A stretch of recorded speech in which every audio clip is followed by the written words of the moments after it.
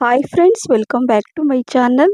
ಈ ರೀತಿ ದೋಸೆ ನೀವು ತಿಂತಾ ಇದ್ರೆ ಎಷ್ಟು ರುಚಿ ಇರುತ್ತೆ ಅಂದರೆ, ನಾನು ಮಾಡಿದ ರೀತಿಯಲ್ಲಿ ಒಮ್ಮೆ ಟ್ರೈ ಮಾಡಿ. ತುಂಬ ರುಚಿ ಮತ್ತು ಆರೋಗ್ಯಕ್ಕಂತೂ ರಾಮಬಾಣ. ಏನಂದರೆ, ನೀವು ಹೊರಗಡೆ ಎಲ್ಲ ನೀವು ತಿಂತಾ ಇರ್ತೀರಲ್ವ, ಹೋಟ್ಲಲ್ಲಂತೂ ಈ ರೀತಿ ದೋಸೆ ಅಂತೂ ಸಿಗೋದಿಲ್ಲ. ಖಂಡಿತವಾಗ್ಲೂ ಹೇಳ್ತಾ ಇದ್ದೀನಿ. ಮನೆಯಲ್ಲೇ ಈ ರೀತಿ ನಾನು ತೋರಿಸಿದ ರೀತಿಯಲ್ಲೇ ನಿಮ್ಗೆ ಯಾವ ರೀತಿ ಬೇಕೋ ಆ ರೀತಿ ನೀವು ದೋಸೆ ಈ ರೀತಿಯಾಗಿ ಮಾಡಿ ತಿನ್ಬೋದು.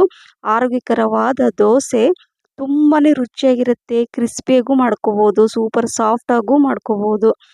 ಯಾವ ರೀತಿ ಬೇಕೋ ಆ ರೀತಿ ನೀವು ಮಾಡಿ ತಿನ್ಬೋದು. ಆಲೂಗಡ್ಡೆ ಪಲ್ಯ ಜೊತೆ, ಚಟ್ನಿ ಜೊತೆ, ಮಸಾಲೆ ದೋಸೆ ಮನೆಯಲ್ಲೇ ಈ ರೀತಿ ಮಾಡ್ಬೋದು. ಸೆಟ್ ದೋಸೆ ಕೂಡ ನೀವು ಮಾಡ್ಕೋಬೋದು. ಬನ್ನಿ ಯಾವ ರೀತಿ ಮಾಡೋದು ಅಂತ ನೋಡೋಣ. ಇಲ್ಲಿ ನಾನು ದೋಸೆ ಅಕ್ಕಿನ 2 ಗ್ಲಾಸಷ್ಟು ತೊಗೊಂಡಿದ್ದೀನಿ ನೋಡಿ. ಇದು 2 ಗ್ಲಾಸಷ್ಟು ದೋಸೆ ಅಕ್ಕಿನ ಇದರಲ್ಲಿ ಒಂದು ಪಾತ್ರೆಯಲ್ಲಿ ಹಾಕ್ಕೊಂಡು ಅರ್ಧ ಗ್ಲಾಸಷ್ಟು ಉದ್ದಿನಬೇಳೆ ತೊಗೊಂಡಿದ್ದೀನಿ. ಉದ್ದಿನಬೇಳೆ ಅಷ್ಟೇ, 2 ಗ್ಲಾಸ್ ಅಕ್ಕಿಗೆ ಅರ್ಧ ಗ್ಲಾಸ್ ಉದ್ದಿನಬೇಳೆ ಸಾಕಾಗತ್ತೆ.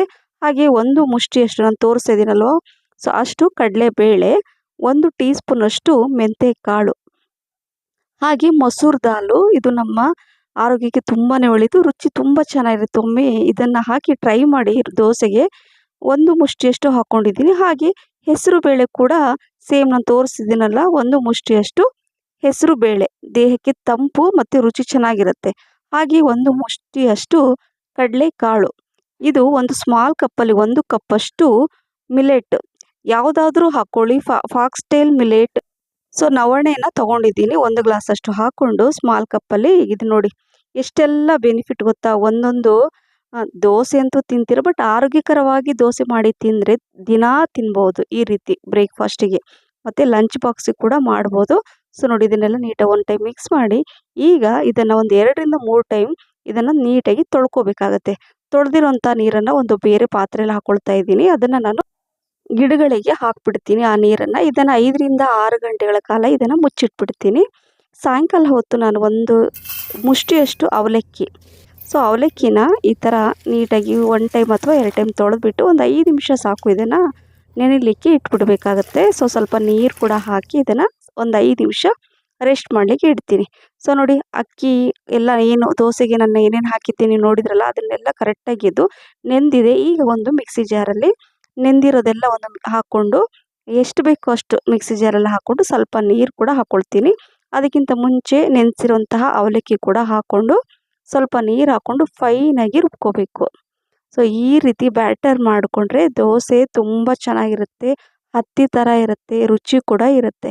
ಸೊ ಈಗ ರುಬ್ಬಿರೋದನ್ನು ಒಂದು ಪಾತ್ರೆಯಲ್ಲಿ ತೆಗೆದಿಟ್ಟು, ಸೇಮ್ ಉಳಿದಿರೋದನ್ನೆಲ್ಲ ಅದರ ಮಿಕ್ಸಿ ಜಾರಲ್ಲಿ ಹಾಕ್ಕೊಂಡು, ಅವಲಕ್ಕಿ ಕೂಡ ನೆನೆಸಿದ್ನಲ್ಲ ಅದು ಕೂಡ ಸ್ವಲ್ಪ ಹಾಕ್ಕೊಂಡು ನೀರು ಹಾಕ್ಕೊಂಡು ರುಬ್ಕೊಂಡು ಎಲ್ಲ ನಾನು ಒಂದು ಪಾತ್ರೆಯಲ್ಲಿ ತೆಗೆದಿಡ್ತಾ ಇದ್ದೀನಿ ನೋಡಿ. ಈಗ ಇದನ್ನು ಒಂದು ಟೈಮ್ ಮಿಕ್ಸ್ ಮಾಡಿಬಿಟ್ಟು ಓವರ್ನೈಟ್ ಇದನ್ನು ಮುಚ್ಚಿಟ್ಬಿಡ್ಬೇಕು. ಈಗ ಮಾರ್ನಿಂಗ್ ತೋರಿಸ್ತಾ ಇದ್ದೀನಿ. ಬೆಳಗ್ಗೆ ನೋಡಿ ಈ ರೀತಿಯಾಗಿ ಹಿಟ್ಟು ಕರೆಕ್ಟಾಗಿ ಹುದುಕ್ ಬಂದಿರುತ್ತೆ. ಈಗ ಅದು ಮಿಕ್ಸ್ ಮಾಡಿದ ಮೇಲೆ ಈ ಬ್ಯಾಟರನ್ನು ಬೇರೆ ಪಾತ್ರೆಯಲ್ಲಿ ಎಷ್ಟು ಬೇಕೋ ಅಷ್ಟು ನಾನು ತೆಗೆದು ಇಟ್ಕೊಳ್ತೀನಿ. ಎಲ್ಲ ಉಪ್ಪು ಹಾಕ್ಬಿಟ್ರೆ ಏನಾಗುತ್ತೆ, ಹುಳಿ ಬರುತ್ತೆ. ಸೊ ಇದನ್ನು ನೆಕ್ಸ್ಟ್ ಡೇ ನಾನು ಉಪಯೋಗಿಸ್ತೀನಿ, ಫ್ರಿಜ್ಜಲ್ಲಿ ಇಟ್ಕೋಬಹುದು. ಈಗ ಇದಕ್ಕೆ ರುಚಿಗೆ ತಕ್ಕಷ್ಟು ಉಪ್ಪನ್ನು ಹಾಕ್ಕೊಳ್ತಾ ಇದ್ದೀನಿ. ಉಪ್ಪು ಹಾಕ್ಕೊಂಡು ಮಿಕ್ಸ್ ಮಾಡ್ಕೋಬೇಕು.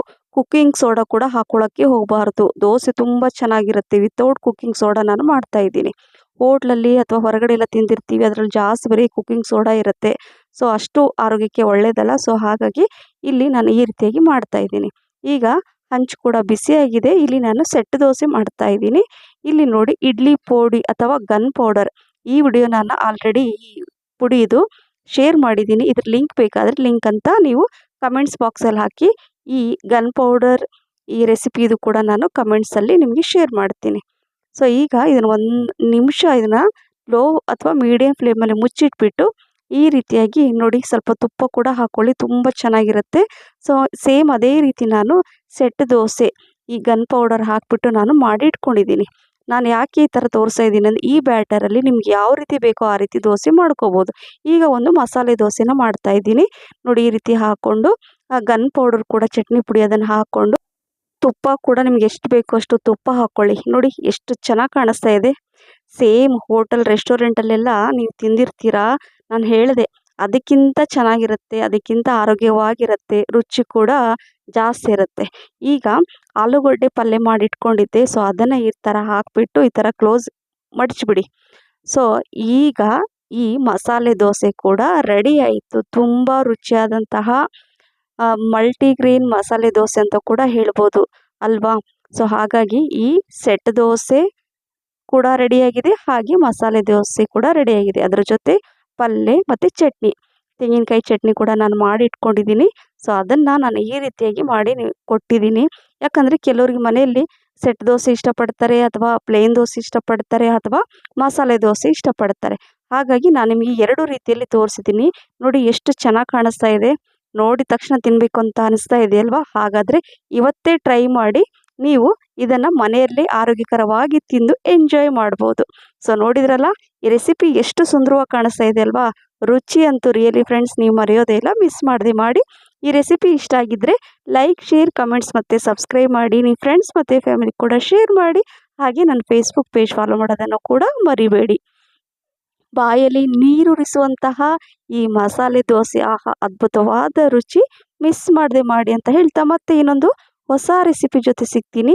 ಅಲ್ಲಿವರೆಗೂ thank you for watching. Bye.